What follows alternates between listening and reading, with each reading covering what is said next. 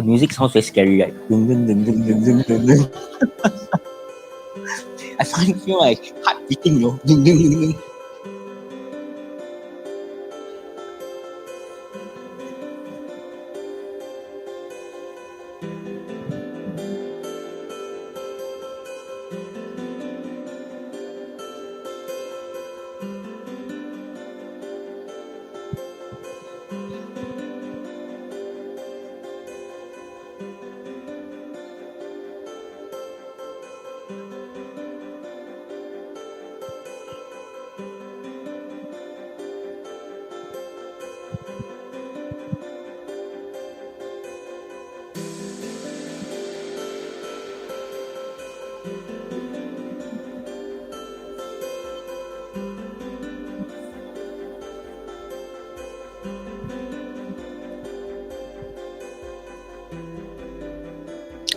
Hi, good afternoon, everyone. Good afternoon, not only those people on live. Hey, can you just say hi loudly? This is like warm up, right? We must do warm up. And we also have friends online, though we can't see them. Thank you very much for attending the book launch of this book that has taken about 6 years. You know, when we first talked about this book was when I first met the editor, one of the editor, Richard, in 2018. I think it was in London. And then after that, it took the next few years to actually make this happen together with Charlene, who is over there. So this book, Changing Places, Drama Box and the Politics of Space, is published by Center for Performance Research. And in fact, for those who have been following the work of Drama Box, you know that this is actually the second book that we have done in the recent year. Last year, we published the other book, which is called Drama Box 30 Keywords, that uses 30 keywords to look at 30 years of Drama Box. And that book and this book was supposed to be published in 2020, you know, on the year when Drama Box was in its 30th year. But because of COVID, but because, you know, of the whole, you know, things happening around. So Drama Box 30 year was actually only published last year.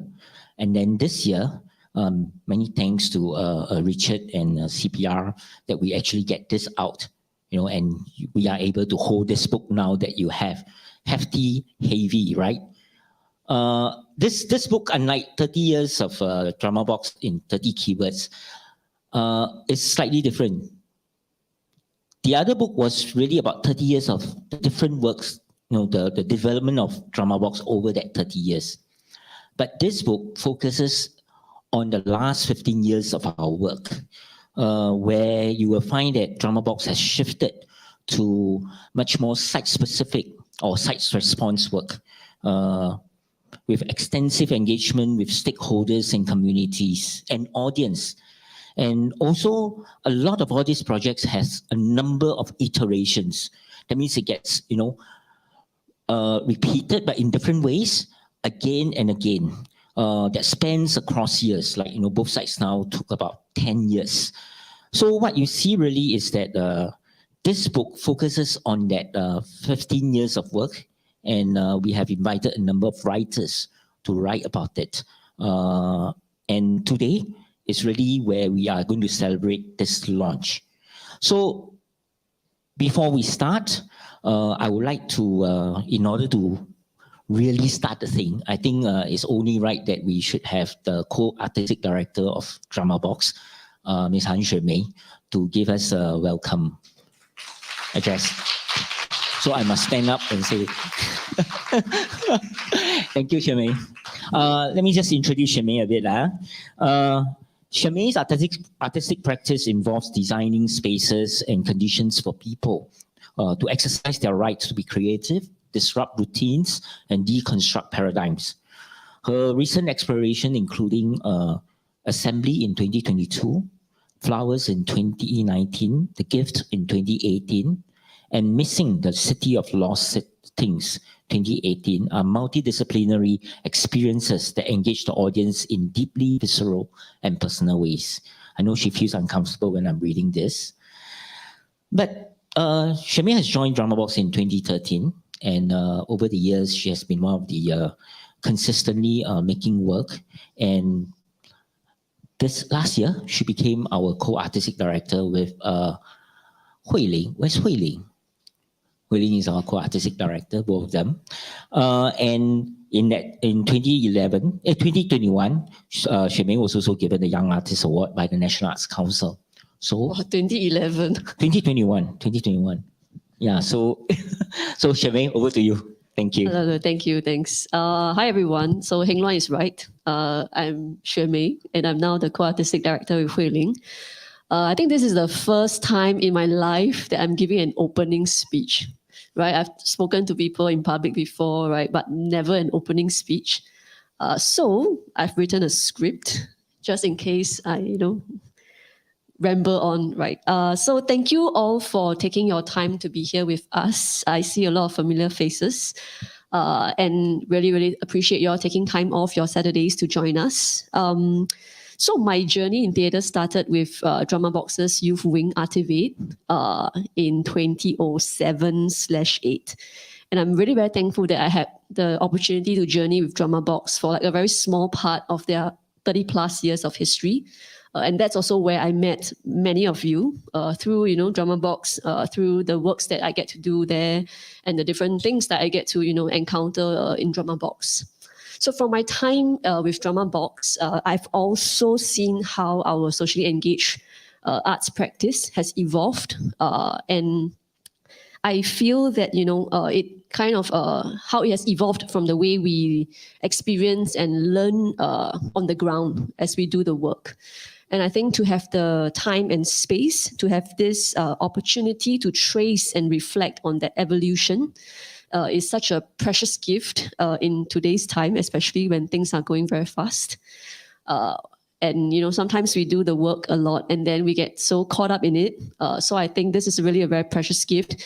And for that, we want to thank the Center for Performance Research for this opportunity that they brought to us to do this book.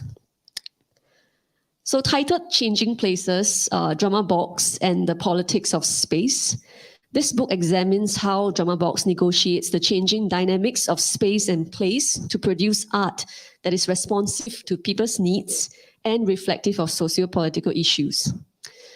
In today's Singapore, space in all aspects of the word, whether it's physical, virtual, private, public, psychological, dialogic, imaginative, creative, and so on and so forth, continues to be framed, regulated, and contested. So maybe some of us would know the recent SG Arts Plan also emphasizes, 3 pillars as the direction for Singapore arts in the next few years: a distinctive city, a connected society, and a creative economy. Now, what does socially engaged arts look like in this world that is projected in the arts plan? Is that the only frame within which we can look at things? Are there new frames that we can create so that we can continue to listen and co-create artistic responses that remain relevant to people's needs, anxieties, hopes, and dreams? Where do we find the inspiration and resources to repair and sustain an exhausted industry in order to support the socially engaged arts practice that we hope to do in the future? I think these are some things that we are constantly thinking about. And at a time when DramaBox is navigating both, navigating change, both internally and externally, within and outside of the company, this book really feels extremely timely. It is like a portal. When I look through it, it's kind of like a vessel that takes us to the past and helps us make sense of our work. Through this sense-making process, we are able to renew convictions, discover new perspectives and possibilities for our work in the present as well as in the future. So this book and everything that you are going to read about in this book would never have been possible without a whole team of people. And I want to take some time to show our appreciation to them. Firstly, everyone who helped to make this book and today's event happen. Like I mentioned before, the Center for Performance Research. We also have the editors, Charlene, who is here, and Richard, who is online. The writers, Kian Woon, Corey, Janet, Carrie, Xin Yi, Benjamin, Big, as I know him, Howie, Aline, Guaki, Si Xian, Paul, Ying Hao, Maria, as well as Prue. There's also the book designer, Faber. Also, Heng Luan, Jia Ying, Joe Lim, and Han Chong for pulling everything together. And finally, the supporters of today's launch event, we have Center 42, as well as the speakers who are joining us on the panel discussion. So again, you know, some of the familiar names, Charlene, Richard, Janet, Maria, Paul, but exclusively, especially also special mention to Adrian, who's also going to join us on the panel discussion in a while. Now, besides the people who made the book and event happen, I also want to thank this huge group of people, the audiences, collaborators, partners, funders, and donors who have supported our work throughout these years. Without them, the book will be blank, right? There's nothing to write about. So also, especially to mention that, you know, Drama Box is also supported by the National Arts Council under the Major Companies Scheme. So we also have to acknowledge, you know, their support in us being able to be where we are today. So thank you to this group of people as well. And finally, the Drama Box team, past and present. A lot of times we see Drama Box for the works, but the people in Drama Box becomes very invisible. So I want to take time to highlight them, even though they don't like to be highlighted. So long-time staff like Josephine, Eileen, Amanda, you would have seen them downstairs as they welcome you in. We also have our part-time accountant who's been with us for very, very long, Lei Ping. And also newer members like Han Chong, Joe Lim, and our intern Lionel. So thank you everyone for walking with us. And thank you Heng Luan for being there throughout these years. Okay, that was not in my script. You see, I ran off script. Okay, so thank you for walking with us. And I look forward to what we can continue to learn and create together. Thank you everyone. Hope you have a good day. Thank you. Thank you, Charmaine. Thank you, Charmaine. And of course, Zinky, who has always been with us, taking photos, and today she will be doing a lot of the documentations again. Thanks, Charmaine, for actually setting also the context of what we're going to discuss later, you know, in the book launch, especially in times of change. How do we actually look at the states of the arts? The practices, you know. We'll talk more about that later. So back to the book. And maybe what we can do, will we be seeing the panelists now? Yeah, I can. Okay. I think just now Charmaine has mentioned about Richard and all the people. And really the book actually has people from different parts of the world being involved. From Australia, from Malaysia, from London, Wales, from Berlin. So we have all different kind of writers, and of course writers in Singapore, and they all are involved. And here we actually, you can see they are all at different time zone. This is morning like 9 a.m. In London, and in Australia this is like 8 plus, Malaysia the same timeline. So these are our friends today. I really want to start with inviting Richard to talk about this book.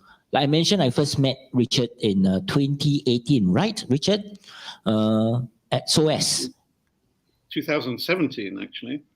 Oh, 2017, my God. Yeah. So 2017 in SOAS, and subsequently I met him in Hong Kong and then in Shanghai, and through this process we've been talking about the book. Really like to thank him for actually mooting the ideas of having this book, and he has really actually went ahead and actually put in together with CPR resources to help us make this happen. A quick introduction about Richard, especially if those people who have been reading the CPR's journals, I was reading that, in the 90s, and a lot of the journals that comes from this research center. So Richard is the artistic director of CPR, Wales and the general editor of the journal Performance Research, producing 8 themed issues annually. And he has directed over 40 productions internationally and is the professor of music and performance at the University of South Wales, Cardiff. He founded Performance Research Books, which comprises of 3 complementary series and has made numerous contributions to scholarships in his field, notably as inaugural president of PSI, Performance Studies International, and as curators of a wide varieties of theatre projects, including conferences, summer schools, workshop festivals, and nationwide tours of dance and theatre ensembles from around the world. So I'll invite Richard, who is one of the co-editor, to start today's program proper. Richard, thank you, and over to you. Thank you, Heng. It's lovely to be back in Singapore, but I wish I could be there actually in person, because so much comes from meeting people at events like this. And in a way, as Heng has already mentioned, this project stems from such gatherings at conferences. In relation to this book, I actually sort of wear several hats, because not only am I the co-editor with Charlene, but I'm the publisher and the series editor of this particular series. So I thought maybe it would be useful just to put the book in its context of the book series first. But before I do that, just to extend and emphasize the thanks that were just given, I'd particularly like to extend thanks to Charlene as my co-editor on this, who was a remarkable colleague to work with throughout the 4 or 5 years. And Jai Ying also from Drama Box, who was in effect the project manager for the book, but also here in Wales, we have 3 Helens, Helen Munro-Berry, who looked after this project, and Helen Gethin and Helen Penry. So they were all working in one way or another on this project. So as I won't talk more about the Centre for Performance Research, and what's wonderful is that many colleagues from Singapore have come to Wales to participate in projects that we've organised in summer schools. What I will just talk about very briefly is the journal Performance Research that Heng has mentioned. Just to show you a few, this is an issue on hell. This one, Training Utopias. This one, Practices of Interweaving. We're now in our 132nd issue. They're all themed. They were always themed from the very outset. And in a way, in the first 5 or 6 years, they had ISBNs. They were regarded also as a book series, and we chose unusual themes that hopefully were slightly enigmatic and poetic and generated interesting responses from around the world. But we also placed a great emphasis on integrating artists and artist voices within the pages. So we actually had what we established as artist pages within the very first issue of Performance Research. And there we wanted the voice of the artist to sort of shine through, really, and that he or she could design work, well, in a way, and think in terms of the stage and the page. So to think dramaturgically about the page as well. So in a sense, these issues were always carefully considered. I sometimes feel like an old rock musician who put a lot of time in a concept album, and then Spotify comes along and you just take out the single download. And of course that's happening with journals now, but we continue to curate them and think about, even think about what article follows which article and how it looks as a whole, even though it's going to be totally fragmented. But like the old rock musician, maybe I'm still looking forward to the return of vinyl, and that the curated volumes might look more like they're intended to. But in a way, I hope you can see from that the move to a book series, given that the way we were always working in this way, was quite natural, and we were very drawn to companies that weren't necessarily the sort of the established avant-garde, for want of a better word. I mean, companies like Worcester Group or Rimini Protocol or Forced Entertainment or Punch Drunk or Odin Theatre. The list would be very long. But they've had books published and they will get published. We were more interested in companies that had highly distinctive practices and were very rooted in the locality that they worked and had a very dynamic relationship with the communities and the neighborhoods in which they worked. And this series has grown. I mean, just quickly to show you, the first one was with the British company Leun. The next one was the extraordinary company from Australia. I mean, for want of a better word, radical disability work based in Geelong, south of Melbourne, and then Chris de Dunk from Belgium, and then back in Australia, the most amazing dance theatre company Marugeku, working with indigenous practices. This was published last year also, and then the again, most amazing Japanese theatre director, Okada Shiki. And then finally, and yes, sorry it took so long, Heng Leun, but I think it was worth it, the book on Drama Box. The other ones, the other ones that we have in preparation, which will be seen this year, are with the Ruth Kana Theatre Group, based in Tel Aviv, Israel, who explore a very unusual form of storytelling theatre involving Palestinian and Israeli actors. And then from London, Fevered Sleep, who Maria made the introduction to, which we're very grateful for. And Fevered Sleep's mission, we're on a mission to make the world a more caring, curious, compassionate place. One unlikely art project at a time. And I love this phrase, one unlikely art project at a time, because that sort of resonates very much with how we see this publishing series. Then the third one in this year is going to be with Teatr Powszechny from Warsaw, Poland, and they have the rather extraordinary strapline, "Theatre that gets in the way." So those are all in process. This running alongside the 8 issues of the journal. A few other projects just to mention, because I want to give you the sense of the art, really, of this series and the global reach. So the other ones that are being slated is Dries Verhoeven from the Netherlands, and then Lizards Lounging in the Sun from Mexico, and Mappa Teatro from Colombia. So hopefully you see there the sort of art of publishing: United Kingdom, Australia, Argentina. Oh, sorry, I missed out the book on Lola Arias. I just realised I don't have a copy on my desk, so I haven't helped. That was a rather wonderful publication that was quite early on in the process. Argentina, Belgium, Australia, Japan, Singapore, Israel, again United Kingdom, then Poland, then Mexico, Netherlands, and Colombia. And I make that point because of a little section I just want to read that puts Drama Box in more global, for want of a better word, context. But also just to talk about the specific origins of this book.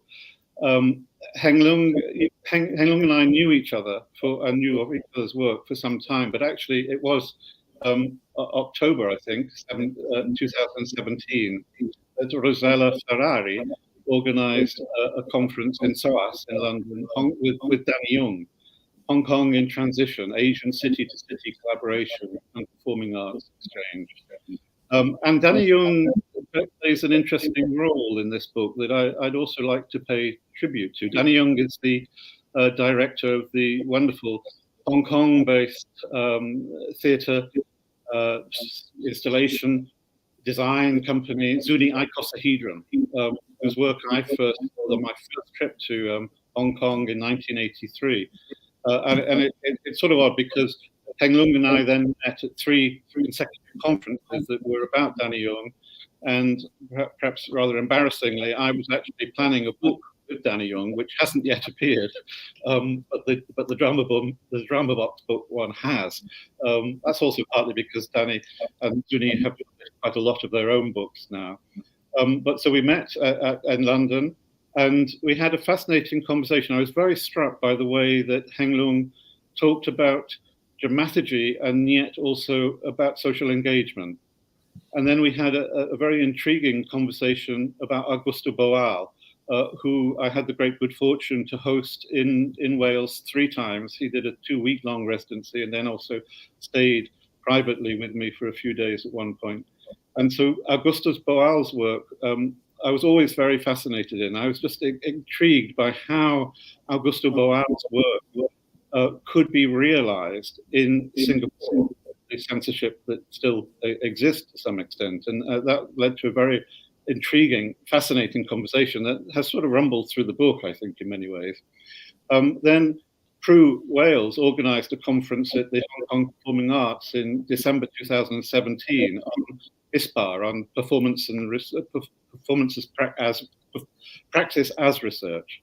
And both Maria and Danny and I and Charlene presented there. In a way, I think that's probably where the book first sort of really started to brew and to cook. And immediately after that conference, I stayed on because Danny Young was organising another conference on the Belt Road conference, which he then organised a second one in 2018 in Hong Kong. I think probably that was where, because Jai Ying was also attending that conference, was where the book really began to take shape, and conversations then began between Charlene and I about possible content and reach of the book. So I would just quite like to sorry, I should have said that the key point about this book series is really the dialogue between artists and scholars, between practitioners and theoreticians. So that's what's unusual. The artists are involved in the curation of the book, not just in terms of their work, their play scripts or their notes or their scenarios, but also in the envisioning of it. And often the designer who works with the company or who has an association with the company is the designer of the book.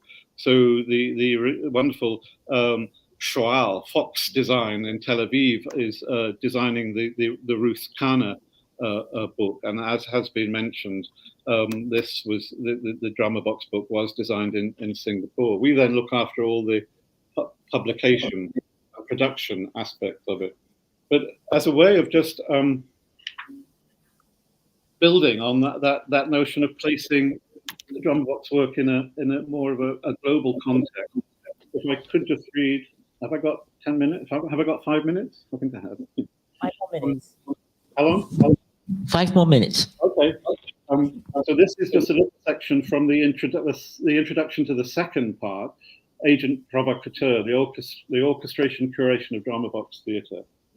Throughout this book, we can trace the development of social and artistic collaborative practices that have evolved through Drama Box's way of making theatre and working with communities and partners. The essays in this section analyze specific strategies and methods and inform and guide the process of Drama Box. The second organizing theme for this section is provocation, that, like collaboration, is charged with ambivalence and laden with multiple political and historical meanings. With whom is one a collaborator? And how is one being provocative? And for what purpose? Both terms evoke at least one other partner, co-creator or actor, or target constituency, audience.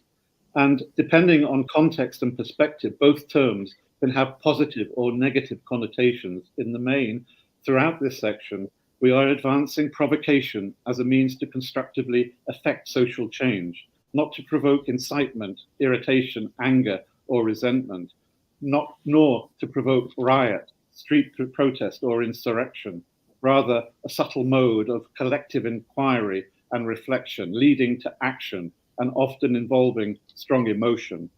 The provocations we encounter in this section are orchestrated and curated in hospitals, in communities, in open spaces, tented enclosures, housing blocks, and cemeteries, even in theatres. They take the form of fairs, carnivals, installations, film screenings, forum theatre, participatory performance, conversations, debates, and even speeches in Parliament. To consider the efficacy of provocation, one needs to reflect on when and where the action or interaction takes place. This book focuses on the last 10 years of 2010 to 2020, of Drama Box's achievements within the context of the company's 30-year output, and highlights the extent to which theatre appears to become more provocative once it moves outside of theatres. Theatre, as verb, does more, communicates directly once unshackled from theatres as noun. For millennia, there have been powerful political theatre and plays have troubled authorities, challenged their audiences, and disturbed ordinary and everyday life. One only needs to think of a range of plays across time, from Trojan Women, Euripides, to Saved by Edward Bond in 1965, from Coriolanus, 1607, to Blasted, Sarah Kane, 1995, from Accidental Death of an Anarchist, Dario Fo, and so the list is very long, to which many other political playwrights should be added: Bertolt Brecht, Václav Havel, Elfriede Jelinek, Carol Churchill, Arthur Miller, Uptal Dutt from India, Grisela Gambaro, Argentina, Wole Soyinka, Nigeria, Akimoto Matsuyo, Japan, and of course, Kao Pao Kun from Singapore. This is work about politics, but at the point when theatre moves into the public sphere, it has the potential to do politics, to be political. Again, one only needs to think of a few performance makers who stepped off the stage, outside the auditorium, beyond the proscenium, and into the public sphere, onto the street, across the piazza, into the favelas and remote villages.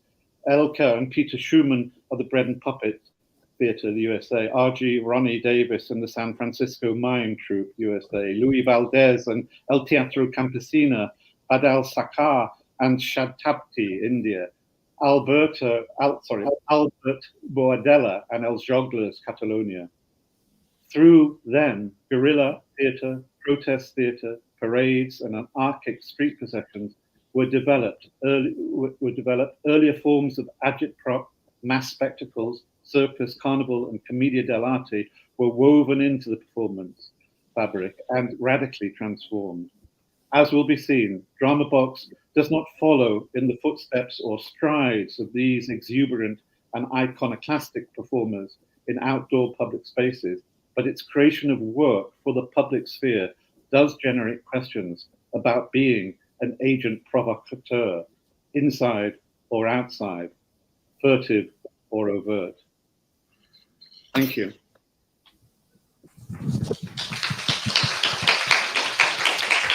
Thank you, Richard. Thank you for giving a context of how this book has happened. But at the same time, if you hear what he has read, quite beautifully summarized a lot of the things that we've done.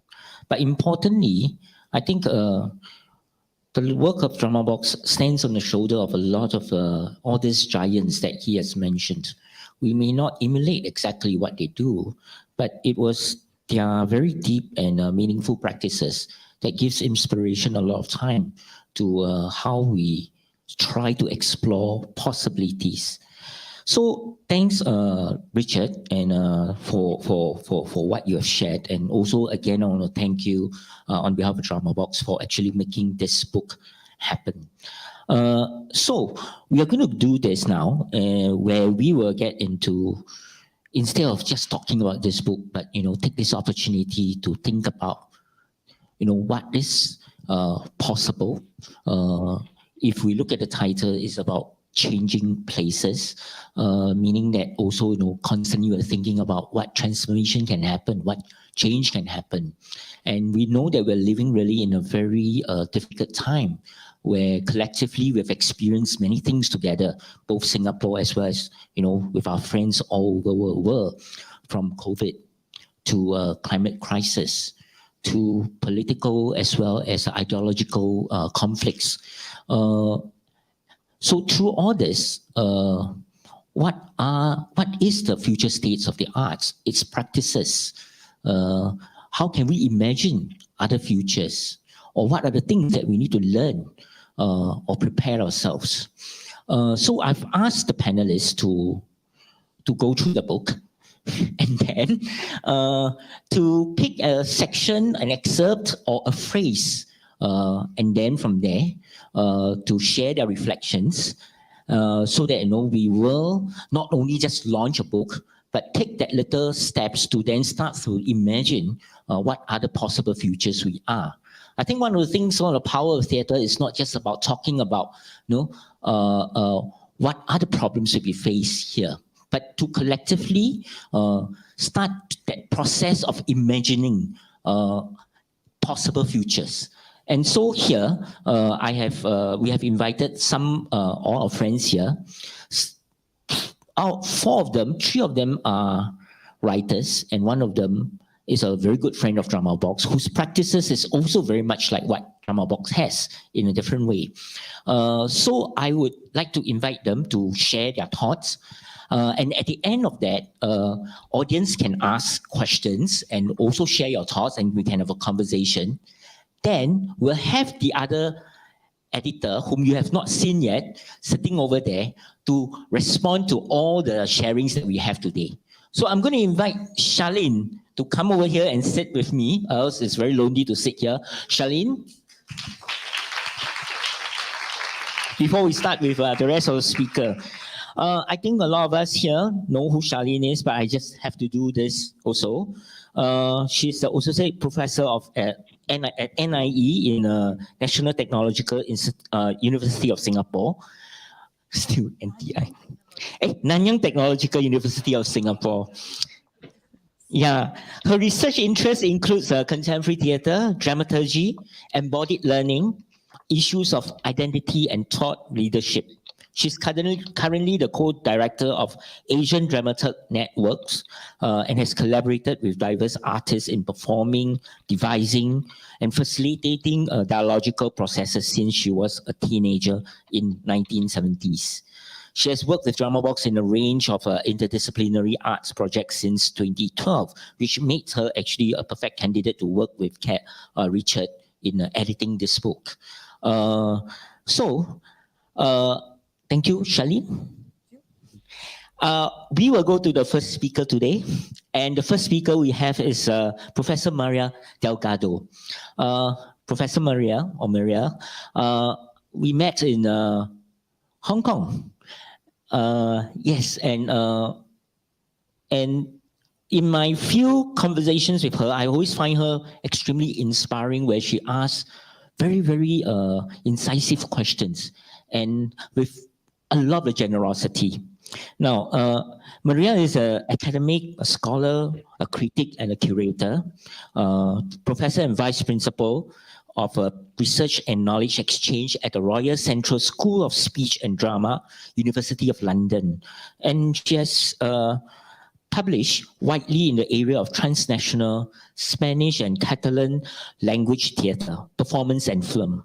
Her film work includes 20 plus years as a program advisor on Spanish and Latin American cinema, to the London Film Festival, and curatorial work for the Cine Lumia and BFI South Bank. She writes on film and theatre for a range of publications, including Sight and Sound, European Stages, and the Theatre Times.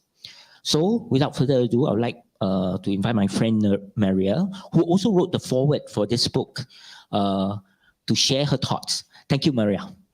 Good morning. Thank you, Heng Leun, and thank you, everybody from Drama Box, for all your generosity and amazing work on the book.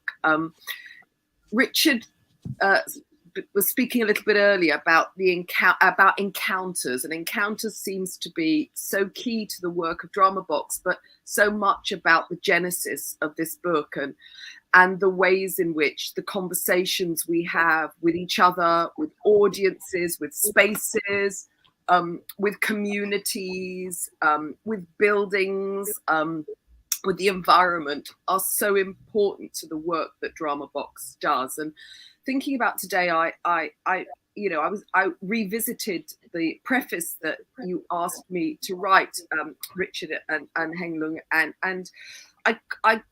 I was rereading it this week and thinking about the preface in the sense that I called it art as a way of thinking, but I could have called it art as an intersection between thinking, making, and doing. In many ways, art as a way of acting, of making sure that words become actions, meaningful actions that impact on lives, on society, on the environment, actions that remind those who are part of the experiences what their responsibilities and their agencies are, what democracy is, and how democracy is forged through an active process of engagement. Rehearsing democracy, because democracy is never complete. It's never able to be boxed away. It's an ongoing process that requires, indeed, I would argue, demands participation and agency. So to write about Drama Box, to speak about Drama Box, is to recognize a fluid body of work that draws on multiple art forms. And Richard has alluded to this earlier. Street theatre, Commedia dell'arte, Augusto Boal's Forum Theatre, the living newspaper that was developed during the US Federal Theatre Project, verbatim performance, text-based drama, photography, film, installation art, musicals, all are refashioned through a process of engagement that encourages play, debate, discussion in pursuit of social egalitarianism. The company's work is so broad over so many decades, from the site-specific Ignorland series to the civic and multidisciplinary immersive arts experiences initiated in 2012.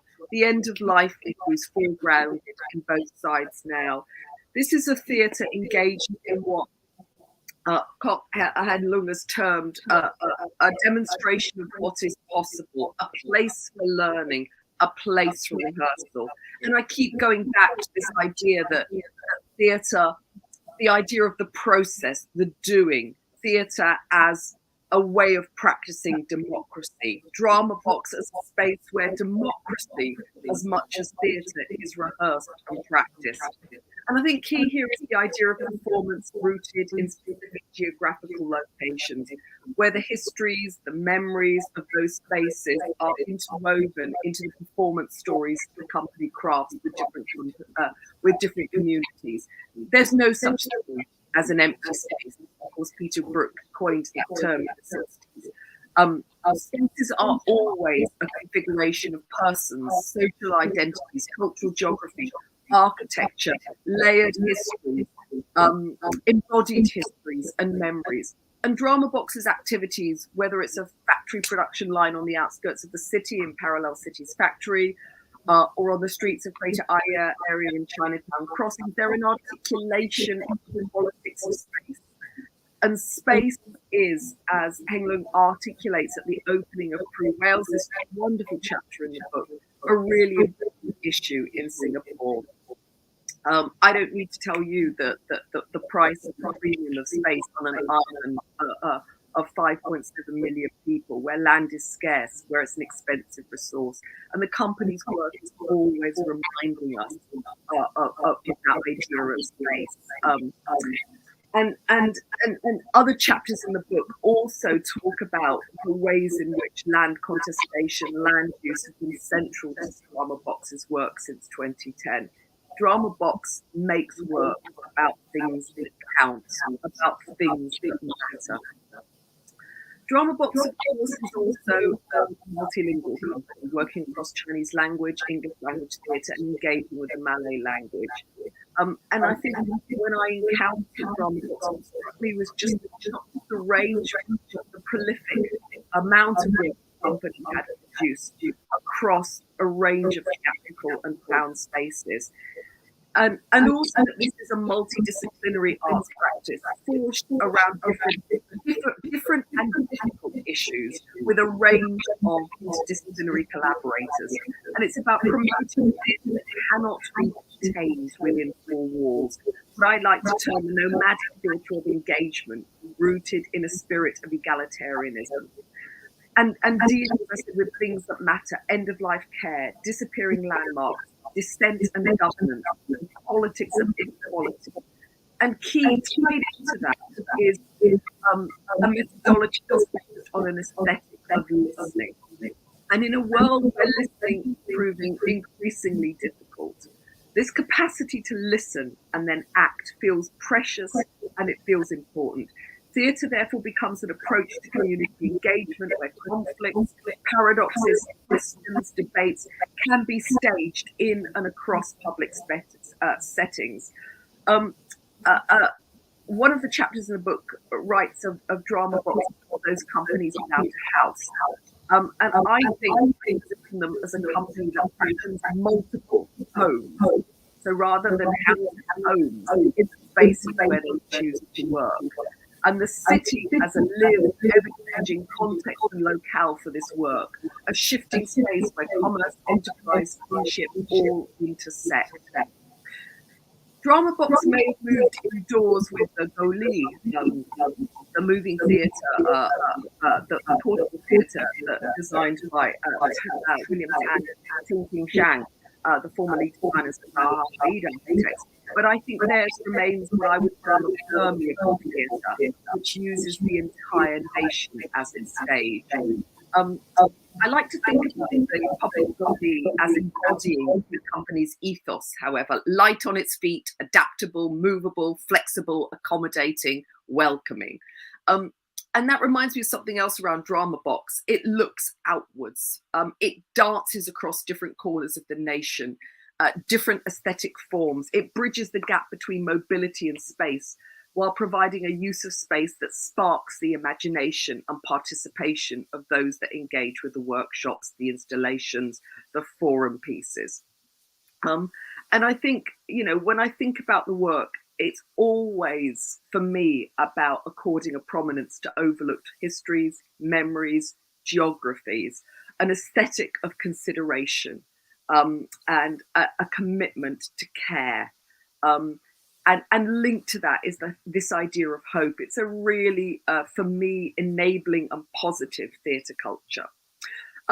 It's also an ethos that's rooted in intersection and engagement with other cultural bodies. And it's this idea of looking out, that encounters are always part of an approach to work. So when I think about pieces like Excavation, which was realised with the Singapore Art Museum, Chinatown Crossings with businesses backed by the Singapore Tourism Board, works programmed with secondary schools. It's participation, collaboration is at the core of the work.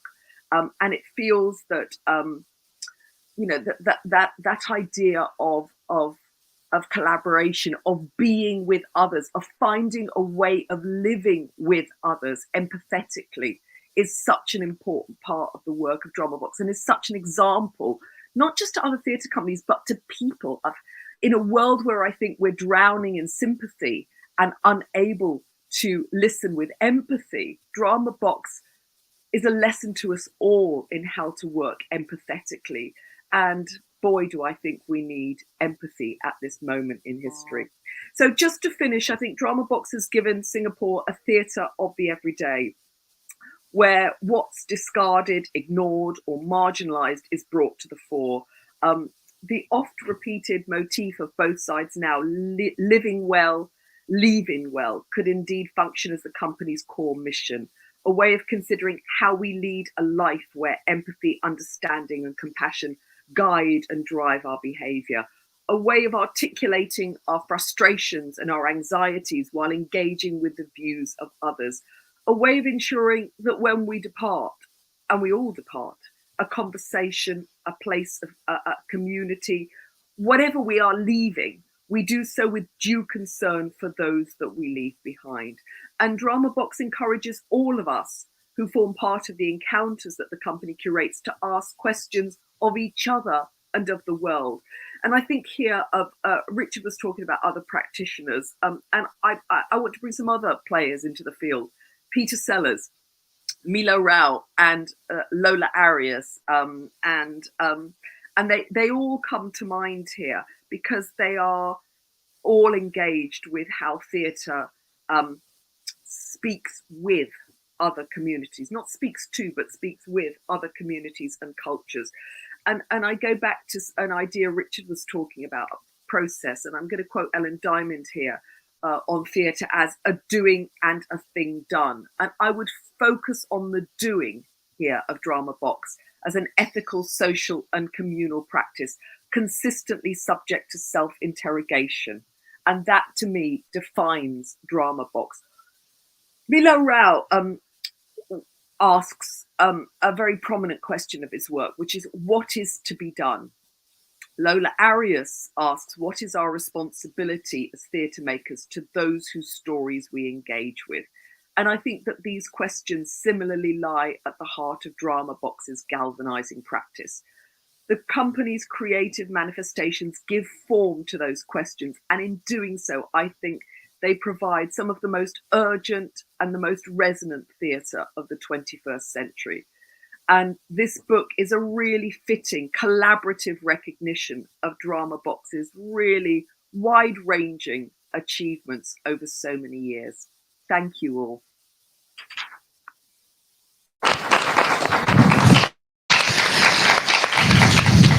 Thank you, Maria. Thank you for sharing. I mean, a few things came to my mind which I thought were really interesting and really need to rethink.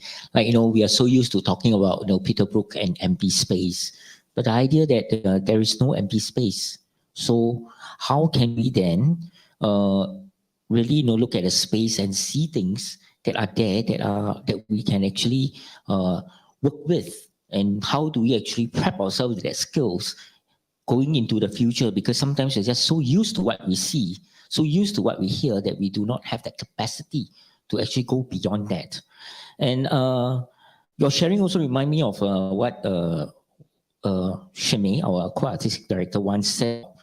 Our work is always being about being with the people that we work with. I think being with is really interesting because there's a kind of intimacy and being present. And I think that's really a good reminder of the work that we need to do. And also a dramaturgical questions each time when we do our work. Just like, you were talking about Milo Rao asking what is to be done. I think as a dramaturg, when I do that practice, I also ask the important question is, why this work now? Why are we making this work now? And we cannot answer this question as a theatre maker. We have to answer this question as a theatre maker, as well as asking these questions with the audience. Why this work now? With that, I think I want to then go to Paul. Paul as the next speaker. Paul, who is now in Melbourne. And for Singaporeans, you all know about Paul's work with Kaylin in Spell 7 before he left Singapore to Melbourne. But last year, he actually did a piece in our International Arts Festival with Kaylin. Paul is now the Associate Professor in Theatre Studies and Head of School of Culture and Communications in University of Melbourne in Australia. He's the author of Real Theatre, published in 2019, and Theatre and Human Rights, published in 2009. And he has published widely on contemporary theatre and on Asia-Pacific performance cultures. From 2015 to 2017, he was senior editor of the journal Theatre Research International. Now, and Paul straddles between being a scholar as well as a theatre practitioner, someone who make work also. So I think it would be interesting to hear his take from the book and his questions about states of arts and what's in the future. Thanks, Paul. Over to you. Thanks so much. I just want to confirm that you can hear me okay. And also to say that there's a little bit of echo at the beginning of Maria's talk there. If you start to experience the same thing with me, give me a shout. Maybe I'll pause while we fix that. All right. So yes, what I'm going to say picks up very directly in a way on what Heng Leun just said in response to what Maria just said. I'd like to start though in the customary way here in the part of Melbourne where I live, by acknowledging the elders and descendants of the Wurundjeri people who have been and continue to be the custodians of lands that were never ceded. I acknowledge that the land from which I'm speaking to you today is the place of age-old ceremonies, celebration, and renewal, and that the peoples of the Kulin Confederation have had and continue to have a unique role in the life of these lands. Now, one aspect of the life of the land on which the Parkville campus of the University of Melbourne, where I work, sits, is bird life. In the early evening, as I sit in my office, I can hear a bird sing out, and if I put down my pen or lift my fingers from my keyboard and listen, a short while later, I'll hear another bird respond from somewhere else in this kind of arboreal amphitheater, this selection of trees and lawns which sit outside of my office. You can't hear them, but those birds frame the space in a particular way. They join it up. At least that's how I perceive it from my office. Now, I guess there's three things going on in this little scene. One is the call and the response of the birds. The other is the environment that they inhabit and, in a sense, own and claim through their calls and responses. And then the third is an observer, me, who can't help but configure this phenomenon in slightly theatrical terms. Now, I was asked to identify a passage in the book Changing Places that could open discussions and reflections on what art is and can be. I looked carefully through the whole book, but maybe in light of that experience I have in the summer evenings at the moment, what most struck me is a single short passage early on in the book where Drama Box introduces itself. It's called Drama Box Is. And one of the things that they write is this: our practice involves listening deeply to the call of society and community in order to decide what work to make. In response, we create artistic countercalls to draw out further responses from the community to deepen our understanding of an issue. That issue of the call of society and community and its artistic countercalls became more resonant for me as I leafed through the rest of the book. Many of the images that illustrate the other essays feature people being invited to talk, often by being handed a microphone or by having someone hold a microphone while they speak into it. And inevitably, it also features other people listening. This seems to get to the core of something key to Drama Box's work. It's the opposite of the striking visuals of many stage productions, although there's some of those images too in the book, but in some ways, arguably, they lack the dynamic quality of these more participatory images. And arguably, this also gets us to the core of a question of what art is and can be. That's because this idea of starting by listening to the call of society or the community, and then responding mainly in order to elicit further responses, doesn't really seem very artistic at all. It might even seem like the opposite. Art, conventionally we might say, gives discrete and distinct and novel form to some fragment of the world or human experience that either we hadn't noticed before or that hadn't existed before. Art grabs our attention. It leaps out at us, buttonholes us, makes a claim on us. It doesn't sit quietly, listening in. It doesn't take the form we give it, the better to invite our further contribution. But that's where a key feature of Drama Box's practice lies, and what it has to tell us about art, that art might be found in and amongst the ordinary and the everyday, and that the artistry resides precisely in how subtly it blends in, rather than how strikingly it stands out. Now, Drama Box are not the first people to do such a thing. In his introduction to part 2 of the book, Richard, as we've already heard, includes a discussion of Auguste Boal, an influence on Drama Box, and one of whose innovations, for instance, was so-called invisible theatre, performance events where members of a given public or community would not necessarily know that theatre was what was actually happening in the moment as something took place in a market, say, often for particular political reasons. But that's not quite the same as what Drama Box is proposing. What Drama Box is proposing with this call and response idea, I think, has 2 parts. First, there's the essential humility of listening first, of recognizing that the artist never invents in a vacuum or from tabula rasa, and never from an empty space, as Peter Brook famously and wrongly claimed, but instead always the artist enters into a pre-existing situation with its own inhabitants and histories and customs and practices. In a sense, that acknowledgement of country, as we call it, that I began this paper with, is something that we do as standard in the university and beyond in Australia, not least because, as it says in this acknowledgement, which is a kind of standard acknowledgement that we use within my school, I'm working on lands that were not ceded, although Australia was treated as tabula rasa, an empty space, when the settler colonialists turned up. Of course, the basic presence of indigenous people over the 60,000 years preceding rather gives the lie to that assumption.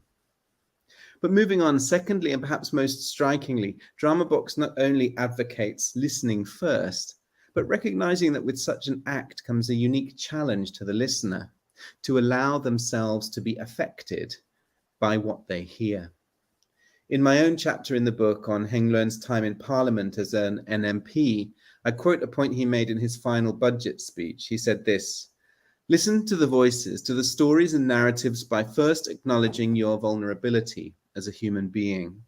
Allow your values to be challenged, be confronted, and to invest into the emotional truths of the activists and the underserved before making judgment and proposing solutions. Only with vulnerable listening, then the policies formulated can be more humane, more just, more equal." What does it mean to listen vulnerably?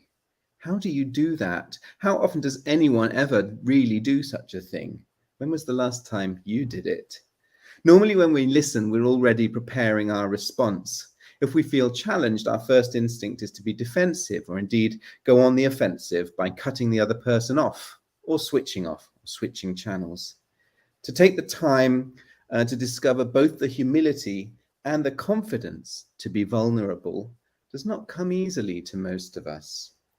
It's a skill or a disposition that we need to cultivate, as Koch invited his fellow MPs to do. In my chapter, I explore some of the ways in which Heng Leun sought, consciously or otherwise, successfully or not, to cultivate that capacity within the Parliament by bringing his directorial and dramaturgical sensibilities to bear upon his parliamentary work. But outside of such specific milieu, we might say that one thing art can do is similarly model or train us in vulnerable listening. Not all art, of course, and it's not for all audiences, but you've got to start somewhere. After all, we arguably inhabit contemporary societies where it can be very hard to hear anything at all properly, let alone with vulnerability. Either we're surrounded by an overwhelming amount of noise and struggle to tune into any one voice or sound for long enough to pay it the attention it deserves, or we too readily tune out anything we don't already agree with, or know will please us, will align with our pre-existing ideas. After all, it's more efficient and comforting that way. We could say such dynamics are pronounced in Singapore. In such a tightly packed environment, Singaporeans are remarkably talented at ignoring all the other languages or stimuli that risk jamming the signals of their preferred channels. And that's helped along by a political and a legislative environment that tightly regulates what can be heard where. Art can intervene into such spaces, though, cutting across conventional divisions and distinctions, scrambling the codes, reconfiguring our identities and our listening so that we hear more or hear differently. The stakes in this can be high. Later this year in Australia, we'll have a referendum on whether or not there should be a so-called Indigenous voice to Parliament. That means that Indigenous or Aboriginal Australians would have much greater say in the policies that impact their lives. They make up about 3% of the population. It seems obvious considering they are the first peoples of this vast nation and have suffered terribly under colonization, but it was only in 1967 that they were even granted recognition as people who could vote in their own land. The Voice initiative stems from the Uluru Statement from the Heart, a 2017 document put together by a group of Indigenous elders after extensive consultation with Indigenous communities as a stepping stone towards greater recognition and sovereignty in Australia. As the statement says, and I quote, "In 1967, we were counted. In 2017, we seek to be heard." Now in 2023, following a change of government last year, the referendum will happen, but no one knows if it will pass. The reasons people, including some Indigenous people, are against the voice is complicated, but without a doubt, one thing the referendum does invite is without a doubt, one of the things that the referendum does is to invite non-Indigenous Australians to engage in vulnerable listening now and into the future. They need to be willing to listen without prejudice to what Indigenous people are telling them. And they need to acknowledge that they might be challenged by what a voice to Parliament has to say if it does become a reality. Again, this is not primarily an artistic enterprise, but like Heng Leun's parliamentary speeches, or like two birds interacting in the treetops above our heads, the Indigenous voice risks all too easily being dismissed or ignored. Vulnerable listening means you can't do that because you have to really think through what's at stake in your own response. Taking the voice to Parliament seriously is an aesthetic undertaking, like really hearing the voices of any number of historically, culturally, or economically marginalized communities. It's one that art might help us understand if we're willing to take the risk. Thank you. Thank you, Paul. I think one of the things that the drama box have always found difficult is that, in our practices, even in the act of listening, while we try to be vulnerable,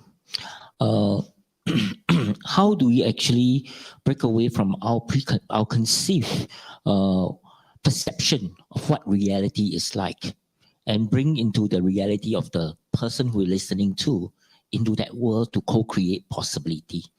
And I think that's always a challenge. And Boal has talked about theatre being a combination, aesthetic space being a combination of both memory and imagination. And our memory a lot of time interferes, strengthens, sometimes help, but sometimes interfere in the way we perceive the world and try to actually even listen to people empathically and compassionately. And I think that's one of the challenges as an artist that we face constantly, that actually we shouldn't be the one holding the mic most of the time. But a lot of time to surrender mic is not easy. With that, I want to invite subsequently two practitioners, in their world where they have always worked with, handing the mics to other people. Let us first invite a good friend of Drama Box, a good friend of Charlene, and a good friend of, to many social engaged practitioner in Southeast Asia and Asia, Janet. Janet is, let me talk about her work. She is an independent consultant and resource person in the field of arts and culture education and cultural sustainability. And her area of specialization is in cultural mapping and community engaged art practices that involves multi-stakeholders, partnership with communities, government agencies, artists, academics, and professionals. She serves as an expert resource person with organizations such as UNESCO Bangkok, APC IEU Korea, and Getty Foundation USA. Her work entails programming and training, as well as research and writing about community engaged art practices in the Asian region. Janet published widely in this field, and currently actually she's in Penang, and just 2 or 3 days ago, she's in Perak doing field research and mapping work. And I think a lot of Drama Box work, I think in some, especially a lot of our work in community, do draw a lot of inspirations from Janet's practices. So, Janet, over to you. She's frozen. Thank you. At this moment, yes. Thank you. Can you hear me? Can you hear me? Hello? Yes, we can hear you. Mhm. Yeah. Okay. Yeah. Thank you all very much, and thank you, Leun as well, and all the people in Drama Box who made this possible, as well as the publication. I didn't have a chance to read the whole book, but I chose with the little bit that I could read was really on creating. It was actually about Pillai, or that inflatable tent, closed tent, that was brought into Drama Box practice to kind of assist in the mobility of the kind of work that they did, from place to place. And I was really fascinated by what I read, both by Zing and also by Benjamin on the Goli. I'll start with Benjamin, because Benjamin, I assume, is an architect, and he had a really interesting take as an architect. So he kind of, looked at that inflatable tent as a thing that gave Drama Box a kind of a concentrated, gave Drama Box audiences a kind of a concentrated experience, because it was closed, and it even had a flap that was requested to be closed by the government agencies at that time, so that it would not interfere with outside parties who were, in the periphery of the performance space.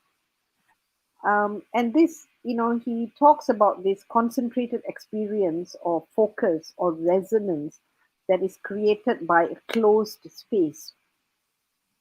And it made me really, he also talked about form a lot, as an architect, of course, and about material and the technology.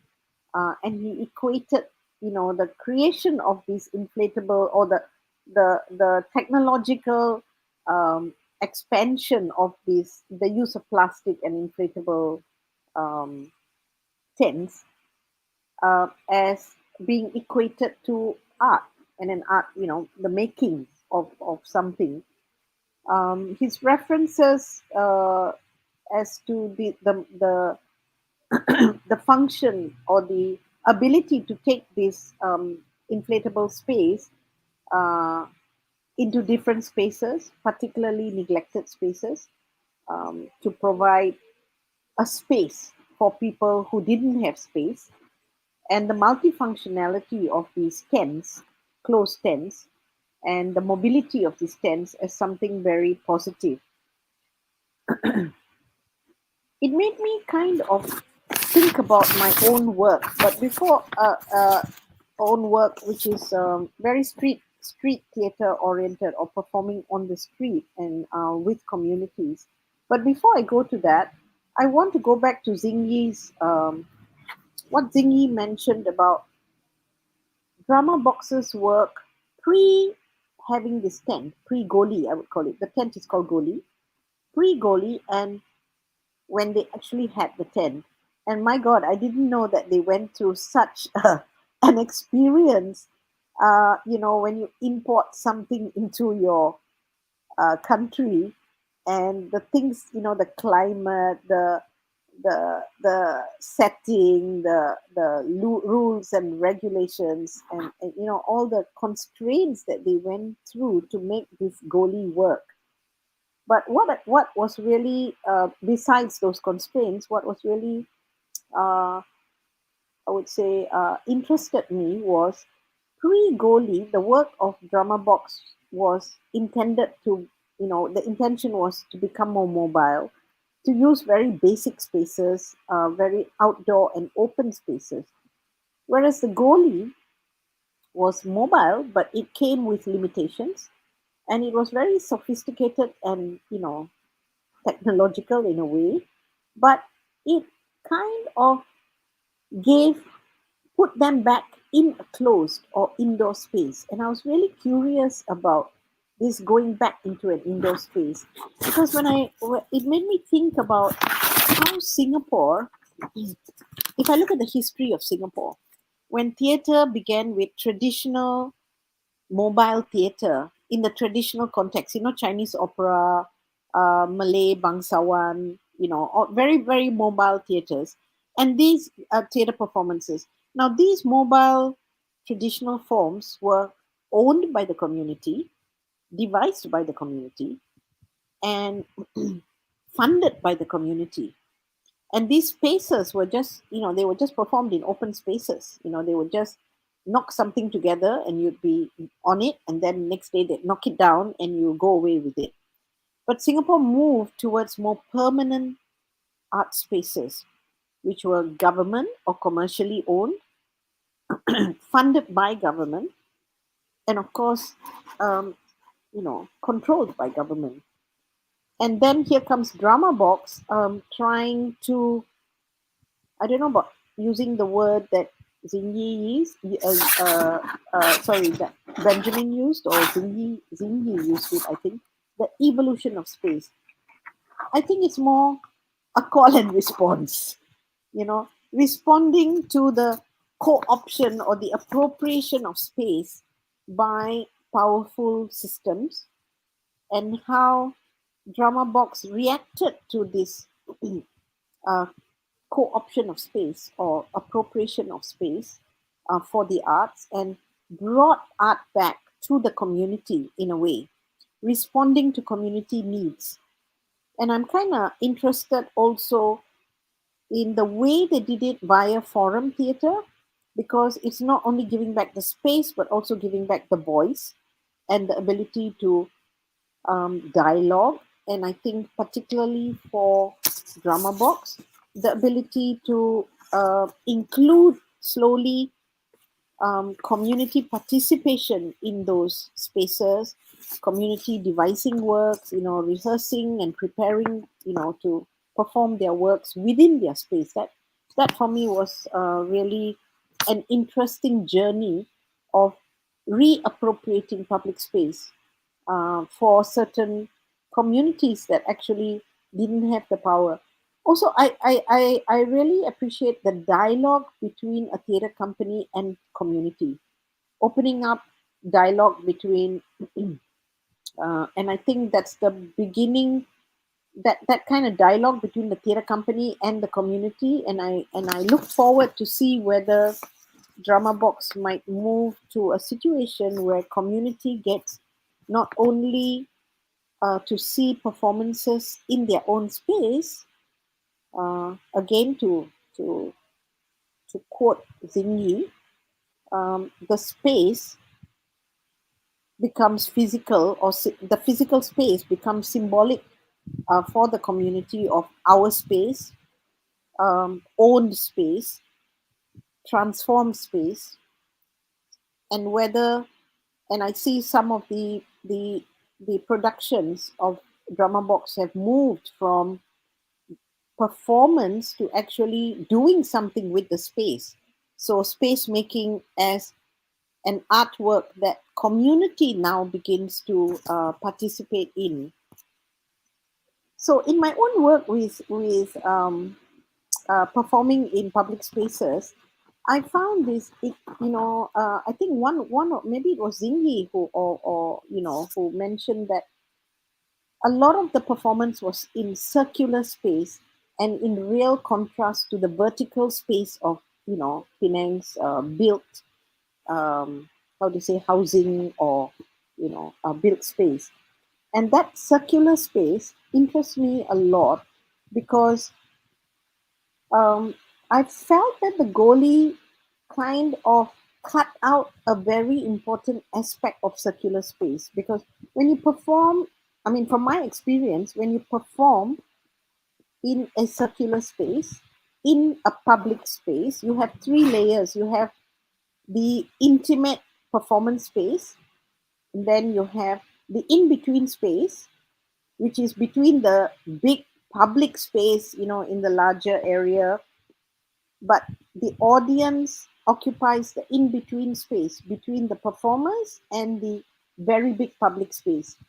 And their ears are able, I mean, I know this because I attended so much of Chinese opera.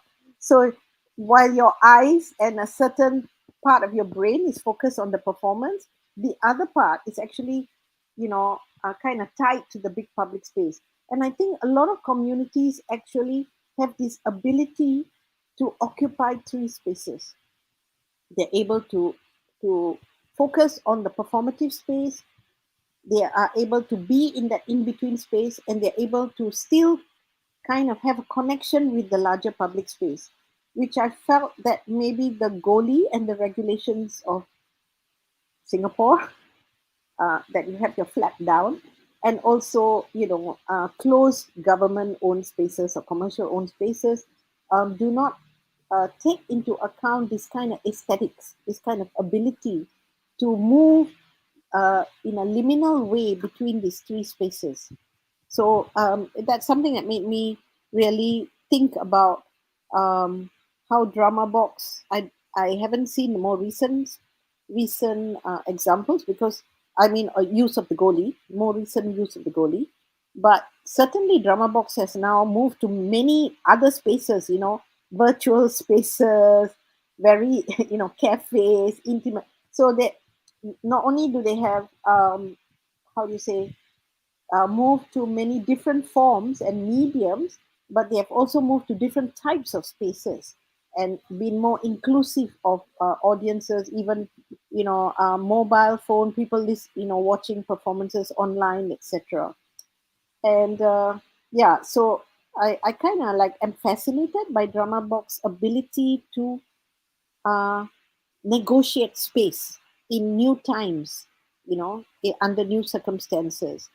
And also the ability of Drama Box to give over in their journey, to give over the researching, the devising, and the rehearsing to their community audiences. And you can see that trajectory happening more and more. And I'll stop here, just, on that. Thank you. Thank you, Janet, for that deep analysis on actually how Drama Box use space. And I think also in a way we think about, theatre basically has two very important elements, space and time. And one of the questions that we've always asked is that when Drama Box keep being mobile, we know that cultural practices only make sense when there's a certain place where things happen, and with time, allowing it to actually anchor and grow and deepen. So by moving, we have actually taken away that possibility for it to be deepened, to deepen itself. And would our work then just merely be transient encounter that actually may not root itself and create deeper impact? And I think that's something that we really have to think about also in our own practice. The other thing that from Janet's sharing, I was just thinking about this word about giving voice to the audience, and also related to what Paul has mentioned. Recently, I've been thinking whether it is about giving voice or actually trying to deal with this issue of aphasia. That we do have a voice, but we don't know how to find the words, the way to talk about it. Is it about finding new languages, a way of talking about it, rather than we don't have a voice? So countering aphasia becomes something more interesting for me at this moment in our own practice. Yeah. Okay, and now finally, but not least, is Adrian. Adrian, for those who have done theatre practice, especially in terms of forum theatre, know that Adrian has translated almost all the work of Augusto Boal from Portuguese to English. So all the books that we've read about Theatre of the Oppressed, most of the books were translated by Adrian, and Adrian has collaborated with Augusto Boal for many years and have taught many workshops, on this. And that's where Hui-Ling attended workshops with Adrian, and then I also attended a workshop with Adrian many years ago. something very similar between Adrian and me in a sense. He was the artistic director and founder of Cardboard Citizens, and within the last years, he actually stepped down as the artistic director of Cardboard Citizen and passed it to a new leadership. And it is Cardboard Citizen is actually a very important theatre company in the UK, working particularly with homeless and ex-homeless people, which he started in 1991, just like Drama Box was started in 1990. Adrian has directed some 30 productions for that company, including co-productions with RSC, Royal Shakespeare Companies. And most recently, he even directed a new musical called the Rough Tough Cream Puff Estate Agency for Coventry Belgrade Theatre as part of the City of Cultures 20-21. And currently, he's an individual freelancer in a way, and he's doing projects in various places, including a foreign theatre project for University College of London. We'll be conducting a masterclass in the International Community Arts Festival in Rotterdam, which for some of you, if you are interested, Drama Box is involved in ICAF, this particular festival, and we are actually presenting some online panel with ICAF. We are one of the satellites of this international festival. The whole program is curated by Hui Ling. And then he's also looking at creating new productions in Auckland, New Zealand next year. So over to you, Adrian.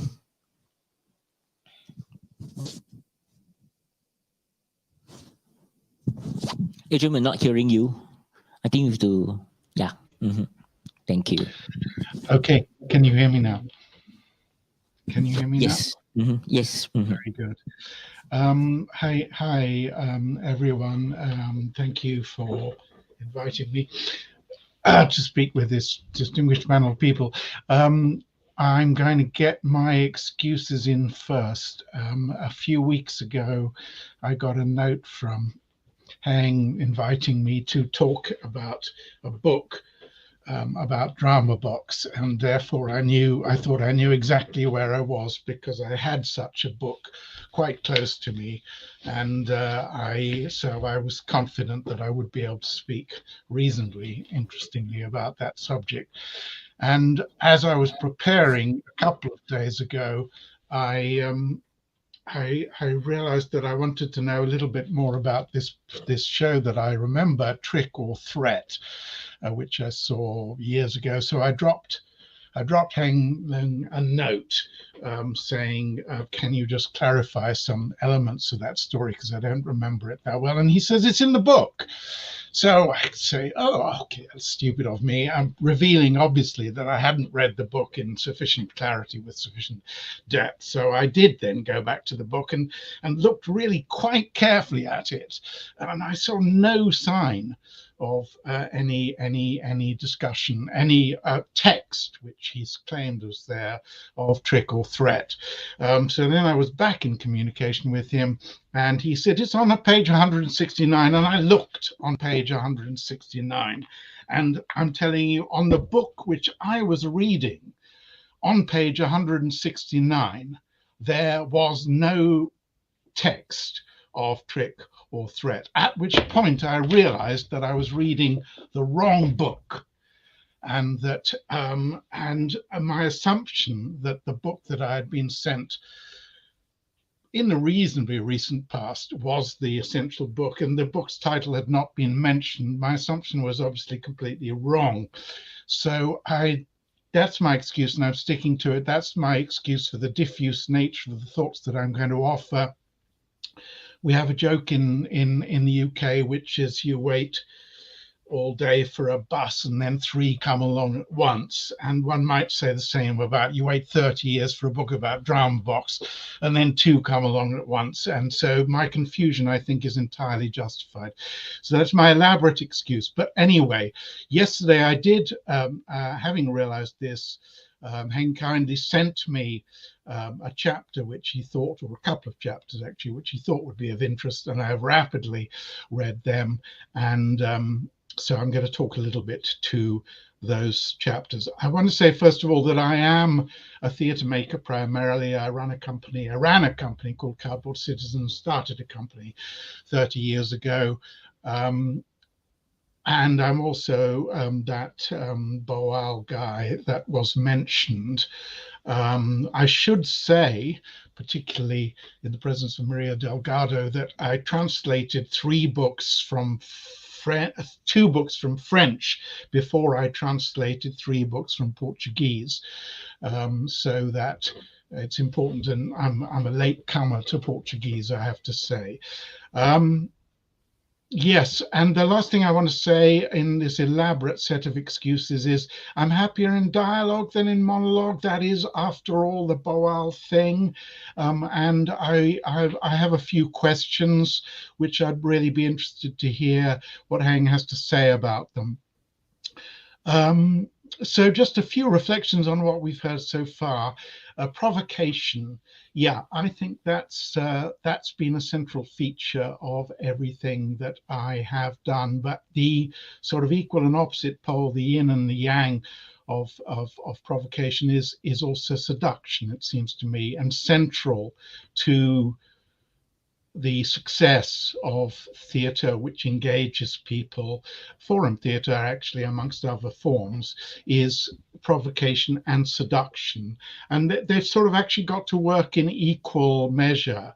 You do a bit of one, then you do a bit of the other. Some audiences, what will get people up on their feet is provocation. You say something so outrageous to them that they, like the woman in the original story that Boal tells of the invention of theatre, they cannot stay in their seat any longer, and they feel the need to say something because what you've said is so provocative. But equally, seduction is really important. And again, reading about Drama Box, knowing something about the company, it seems to me a lot of the work in communities has been about a species of seduction. You have to seduce people into your space, whatever it is, whether it's a space which you're reinventing or this Gough, which is very interesting to read about. You have to get people in there, which actually sort of goes right back to the beginnings of Drama Box, where Heng wrote about why did we originally start it? Well, we wanted to increase our audiences. Why did we originally engage with communities? Because we wanted to increase our audiences. So, you know, these old questions still remain. How do you get people into a space so that you can have that conversation, so you can engage in that vulnerable listening, which people have said quite a bit about. Then I just wanted to talk briefly about, yes, what is to be done. And it's, of course, we should remind ourselves that Lenin said it before Milo Rao, of course. I like Milo Rao's practice a lot. And I think it offers a really very different way of engaging with a community. But I suppose the Lenin question and that larger question also begs the question, you know, is art enough? And I'm quite interested to know what Heng's thoughts about that are. Is the practice of making art enough? What does it really mean to be engaged with a community? Okay, and then finally, I wanted to say, sorry, this is all reactions to what has been said. The nature of spaces, I suppose, and it's so interesting that that Drama Box has invented Gough in the recent past, because the company that I sort of birthed Cardboard Citizens out of was the London Bubble, which invented a tent for precisely those reasons, to reach audiences, to reach the parts that other places wouldn't reach, to plonk itself in London parks and attract an audience. In fact, by the time I was associate director of the Bubble, already actually the tent had become something of an encumbrance. And it was such a malarkey putting it up and taking it down. It was so expensive.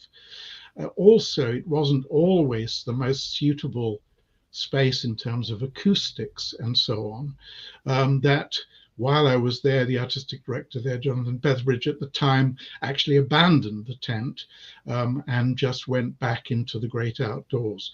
So it'd be interesting to see the journey of Drama Box with their wonderful shiny new structure. So look, just briefly about our companies. We are quite similar. It's so fascinating that we've both done 30 years and both stepped away at roughly the same time. We've encountered each other a number of times over the years in different places. We work in different contexts. There's quite a lot of overlap and quite a lot of difference. I want to notice the continuities, first of all. Continuities between our companies, I suppose, have been the embrace of so many different forms of theatre making, with all of them having at the heart of them the desire to catalyze some kind of change. So we, like Drama Box, we did forum, we did site-specific, site-responsive community projects, verbatim adaptation of classic texts. All of these in different were for us different ways of harnessing theatre in the cause of engagement, in the cause of dialogue, and hopefully as a precursor to change, to real change. I can come back to that. Heng writes in the essay I'm responding to, by the way, is called 6 Memos, and it's a sort of reflective manifesto, I suppose, on the work of Drama Box, looking back and forwards. He writes that change is rarely easy when it amounts to something hefty. And I really want to echo that, but I'd even drop the second clause entirely. I might just leave it as change is rarely easy. Change is really difficult. It's spoken of so glibly. People speak of it as if it's something like that. There are times when you have that kind of epiphanic moment, and wonderfully it is sometimes in theatres, and I'm sure that Drama Box has had a number of those, and I rather love the story of the gentleman who realized that he needed to pause in an argument with his missus, because he'd learnt to pause and think, simply because Heng, in part of his introduction, part of his facilitation, would say, let's take a moment to pause and think. And it's a wonderfully simple illustration of the power of that theatre moment. The words aren't that stunning.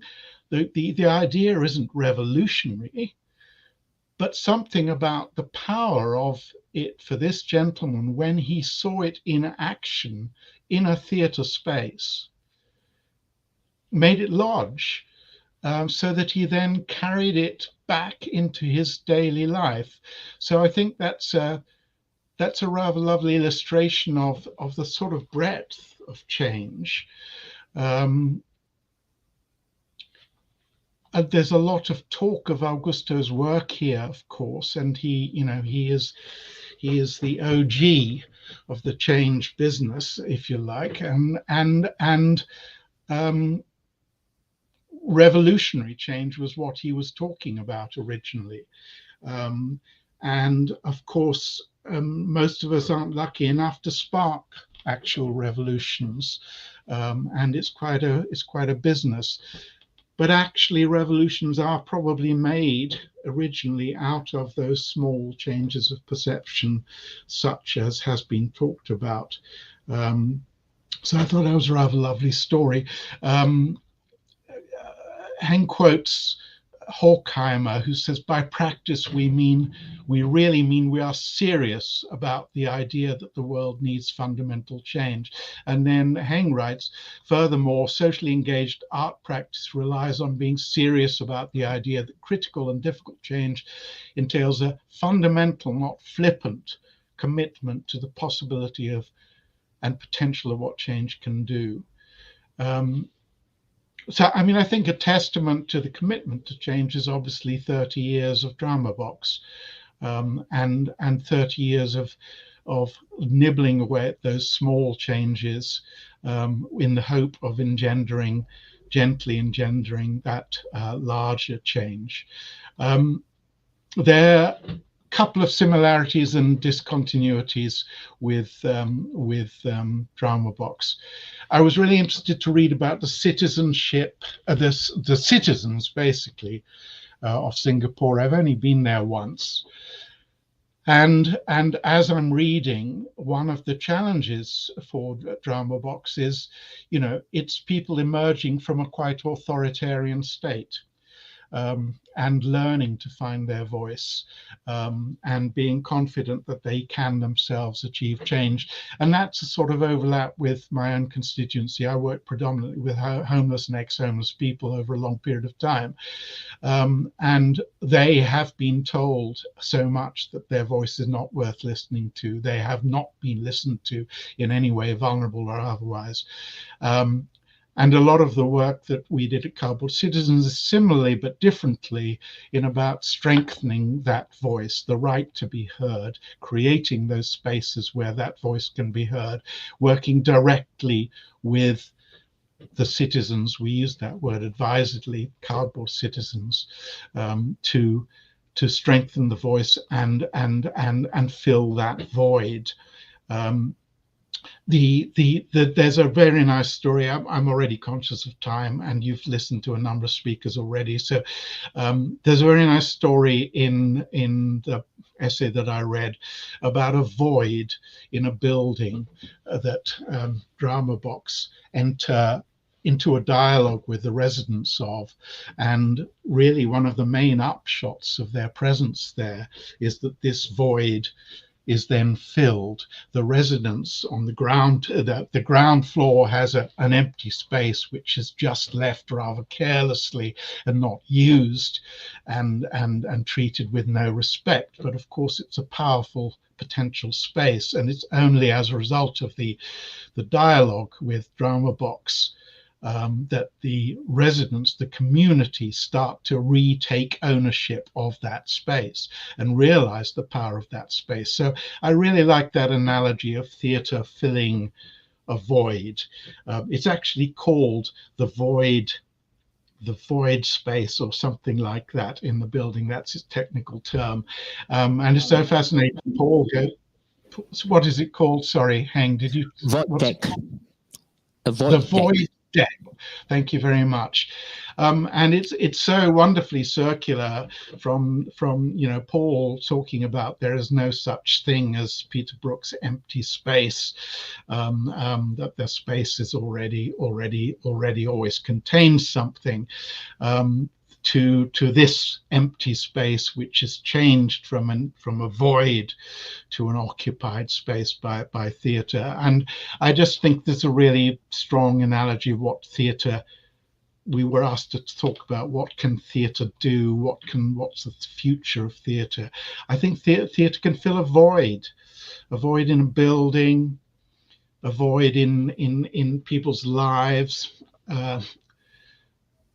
sometimes a world void of hope, a world void of listeners, a place to learn to listen, and it just brings back home that holy, sacred function of theatre. Really a powerful place, a place in which is so potent. And it just occupies a space within another space, changes the meaning of that space, and becomes this incredibly powerful place of change. I should shut up. I did write rather more. I'm just going to finish off really, I think, with I really like this thing about hope at the end. The end of the essay that I read was the wonderful line, to practice is to hope. To practice is to hope. And I do like that, and it does reflect back on everything that my company did when it was my company, really, which was to seek to find hope again for people who are deeply disenfranchised, and with that hope to make significant things with people who have been othered, perpetually othered and removed and marginalized, to give them a space where they can rediscover hope, and with that hope start making work. That's probably enough of me, and that was without even reading the whole book, you see. So okay. Thank you. Thanks, Adrian, and also for contextualizing. Yeah, we found it out yesterday, and we were like zooming each other, and there was miscommunication. So in the end, but still, thank you so much for sharing. I think he left a very important question that he also did not answer. Is art enough? And I think that's an important question. Maybe you can share with the audience, and maybe if people online would want to respond before we then ask Charlene to respond, or even our speakers. You have any response to, is art enough? Anyone? Maria. No, I think art opens doors. It is part. It can be part. It should be part. But it's like saying, is art enough? You know, is water enough? I mean, it's part of a complex ecosystem. I think the problem we have is when art is seen as insignificant or seen as irrelevant. You know, I think the importance of art is that it is about hope. It is about consciousness raising. It is about opportunities. It is about allowing us to see things from a different position, from an empathetic position. It's about facilitating doing. But I think asking if art is enough is like asking, is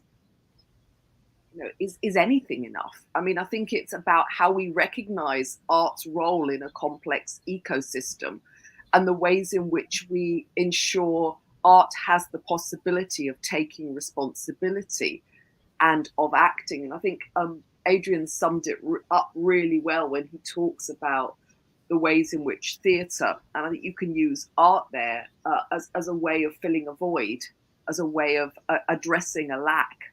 And the idea that to practice is to hope, to make work, to participate in work is to hope. So I see it as in a world where art is seen as increasingly irrelevant, how do we ensure that its relevance and its importance is acknowledged rather than sidelined? Thank you, Maria. Anybody from the panel want to respond, or even audience here? I mean, it was meant as a provocation, Maria, not as a more than that. I mean, of course, I agree with you. I suppose one of the reasons I talk about it is I was interested in whether Drama Box has been under pressure and various times during its existence to prove the efficacy of the change-making processes that it has done. There is a lot of pressure on theatre companies in this field. I hate the term applied theatre, by the way, but in the applied theatre people, to prove results. What have you actually done? What has actually happened? What are the outcomes?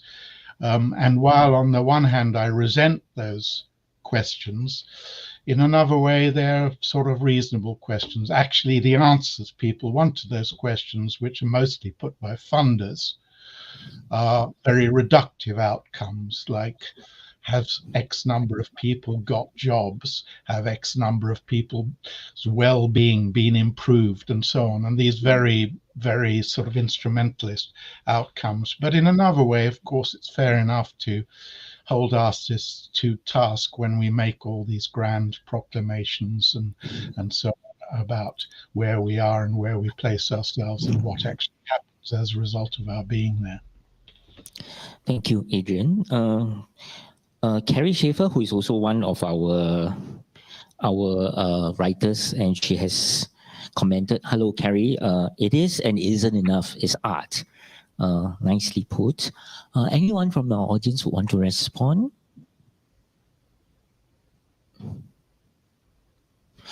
I'm so mindful of time again. You know, time is always the thing that we're always struggling with. If only we can just stretch time like we do in forum theatre, whereby that moment of conflict can be stretched into another 10 extra minutes, but I can't because my colleague is looking at me that time is there.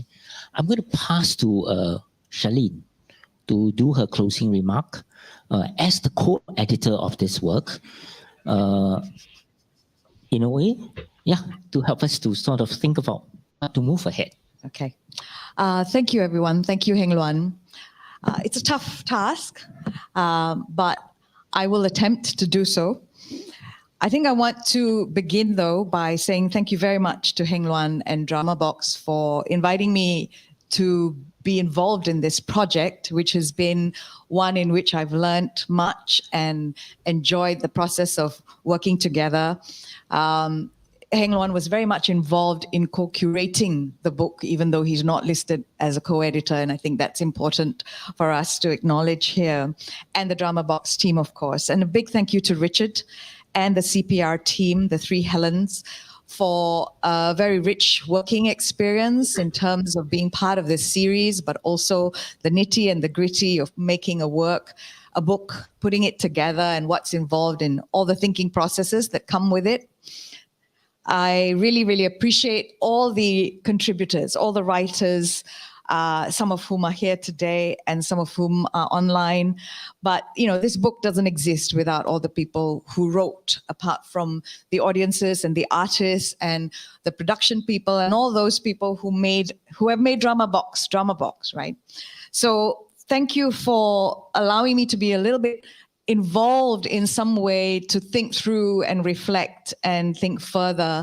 And last but not least, I want to say a very special thank you to Tay Jia Ying for holding it together, being a huge support to me personally. It was a difficult time because COVID hit us and we didn't know what that meant. It was a strange way in which to negotiate space and place, distance and disease, and the meaning of this book in relation to that. And with all those imposed changes we had to endure, this question of what's normal is something that I want to say a little bit about in relation to changing places. We lamented a normal we had lost, even though while we had that normal, we lamented that normal. And then we kind of devised a new normal that we seemed to think was acceptable, wearing a mask, social distancing, lockdown, or circuit breaker, depending on what you called it. And now we seem to transit between these new and old normals and different kinds of normals, such that normal may have a wider stretch. Maybe there's a multiplicity of normals that we've grown to expect. So this notion of what is normal is something that Drama Box has questioned. The normalcies of time and place, relationships, people, actively questioning, rethinking that kind of normal, and of course, listening, as has been brought up eloquently today. And listening to my colleagues in the panel, to Heng Leun, to the voices that are articulated in the book, there's a range of responses to the calls that Drama Box has made. And call and response is another thing that has come up in our discussion today, but also in the book and in the ethos of what Drama Box wants to do. It's a key dynamic. So these are further calls, and I'm sure they'll lead to new responses for the future. And so in that spirit of call and response, I want to kind of look at this title, Changing Places, and ask two questions. So if I see changing places as a metaphor, then what does it mean for us to think about places that serve as a catalyst for hopeful change and changes that serve as a catalyst for hopeful place? Yeah, I'll leave you with that. Because I think that a key dimension of this work and the DNA of this work is relationship building, the qualities of relationships with people, with space, with self, with communities, with histories, and so on and so forth. And what it means to deepen those connections and to allow for depth to determine the kinds of choices that are made, with all the contradictions and complexities that that may entail. I'm going to step aside from being co-editor and talk about my experience of being dramaturg on two projects that I worked on with DramaBox. Both sides now, the first 3 iterations, and it won't be too long, The Cemetery. And in that experience, I got to feel and sense a certain DramaBox DNA, which attends to the complexity and the depth through collaboration and creativity, through processes that allow for a collaborative creativity to actually be present. And in both these projects, the development of that relational capacity was crucial. The relationship to people, to places, to materiality, to mortality, to histories, and to futures. So much so that the stories and the situations that were combined to make these works with various artists involved created a kind of intersection between the performative and the reflective, the personal and the political, obviously, but also the lived and the imagined that relied on a willingness to open up to vulnerability. And, you know, I jump off from what Paul has been talking about earlier. The vulnerable listening, the vulnerable observing, and the vulnerable being create possibilities for emotion and insight to emerge, even if that's sometimes in a kind of tension and conflict, but at other times it's in a kind of playful dance. And to dig into this DNA is, I think, the work that is demanded of DramaBox in its next iterations. And I see these books as beginnings rather than endings of any kind. So changing places was for those processes really important. What do I mean by that? Changing the place one was in and changing one's place in relation to what was seen and experienced where one was in. So an example of this is going to Bukit Brown, the cemetery, at the crack of dawn to listen to the sounds of change. They included the sounds of birds, Paul, and they included the sounds of earth movers and trucks and tractors, and then the traffic, of course. And what it meant to be in that place entailed all kinds of things, from sensing and watching and listening to remembering and grieving. And I think the kind of work in both sides now also does that. It generates space and place for these varied, multiple aspects and effects to come together. I think the time to pause in our new normal, multiple normals, future normals, to generate slow change for hopeful places is one that we are desiring and we seek the work of DramaBox and other such spaces to do for us. Perhaps I'll end, since you always choose a song, Kok Heng Luan, both sides now, with where do we go from here? Or we've only just begun. Thank you.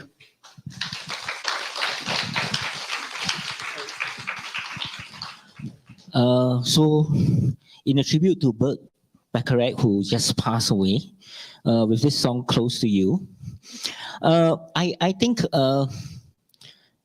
personally, I've been thinking about, even in the work beside the plays, the human was at the center of many things. And a lot of the work that we always have been doing is actually decentering such, accumulation of focus and power. I think in this time, probably decentering the presence of human and start to think about inclusive of the other living beings in the place. From an Anthropocene kind of approach to making theatre, can we imagine a Symbiosin kind of world? And I think this is a challenge that not just about Drama Box, but art maker or even someone who live in your everyday, that how do you see that possibility, that symbiosis where things coexist? And when we say things coexist, the living things of all kind of beings besides human, animals, plants, objects. I think this whole book, thank you, Richard, thank you, CPR, Helen's, and thank you to all the writers and Charlene for allowing Drama Box this opportunity to deeply reflect and ask ourselves, where do we go? And I think that's a question that my two co-artistic directors are also deeply thinking, and they will probably also, help us to actually see where the future is for the company, in terms of developing our practices. But at this moment, we would like to celebrate what we have done as a kind of, to tell ourselves this in response to Adrian, that such documentations probably is a testimony or a kind of a process that is much more meaningful to us, other than the KPIs and the efficacies that we've achieved. I think such a documentation really allows us to reflect deeply on whether what worked and what fails, how much provocations, how well have we been doing all these provocations and seductions, how much have we been constantly moving and never allowing things to deepen and take root, and how much have we actually think in terms of the complexity of the permeability of space and places. And all these things are really something that we are constantly going to think about. So thank you very much. I'm going to end today's sessions, and we can still have our conversations out there with our friends here. And I want to do something first. And thank you to all the speakers for taking the time early in the morning, late at night to be there here with us. Thank you so much. So for audience, please help us to fill up the QR code. This is where we need to do our KPI. But it really is helpful for us also, for us to reflect. And please scan the QR code on the screen, and you can get it also from our front of house people. You can also go to, if you want, you can now get the book by visiting the website. We will have the QR code display on the screen. A limited quantity is available for selling in Singapore for $50. But you can also, for overseas audience, please purchase the book through the CPR website.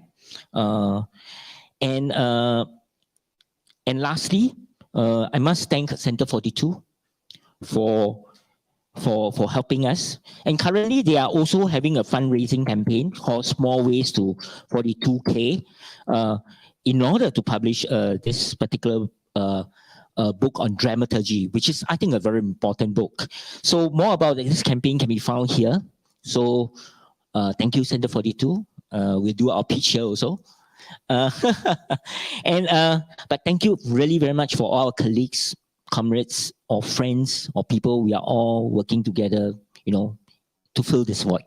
And here we see all the lists here. Some of them are not here, including Jia Ying. But thank you very much. Have a good weekend, and we'll see you again in the void decks. Bye-bye.